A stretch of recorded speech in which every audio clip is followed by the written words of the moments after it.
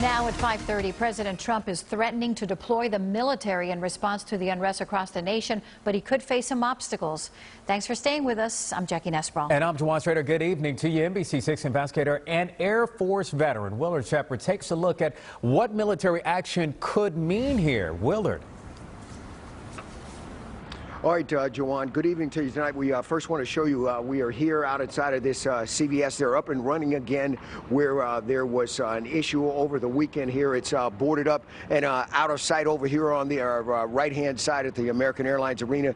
The SWAT team, special response team that is set up there right now here in Miami-Dade County. The mayor and also the police director saying that as far as any federal law enforcement officers that were headed this way, they are not needed and that they are going back to Washington, D.C.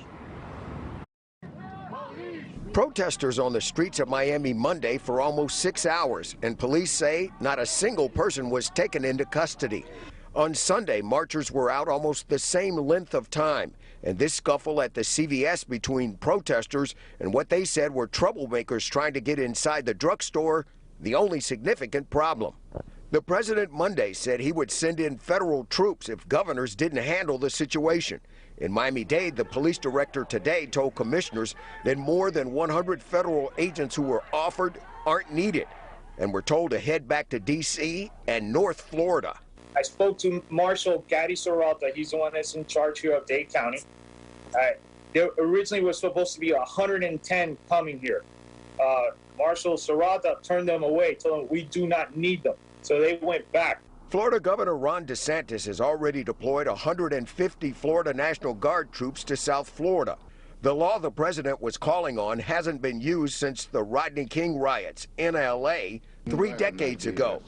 FIU law professor and former Army helicopter pilot Eric Carpenter says he doesn't think the president can legally do it. That statute, he doesn't have the authority to send the military, the federal military, into another state unless that state is pretty much in a state of ruin. Their government has to essentially completely collapse.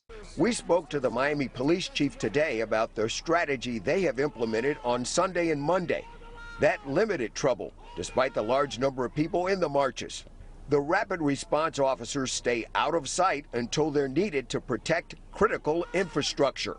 Otherwise, from our own experience, Will, it seems like if we set up a skirmish line just because, it's almost saying, okay, it's time to have a confrontation, and that's not the message that we want to put out. We don't want to have a confrontation. It's quite the opposite. So that's really this strategy that has been used now to let these marchers go on their way, take these routes throughout the city of Miami, police keeping a close eye overhead and also at a distance and only stepping in with needed. Worked very well the last 48 hours, Jackie and Jawan, and that's the way we're going to see this going forward. Back to you.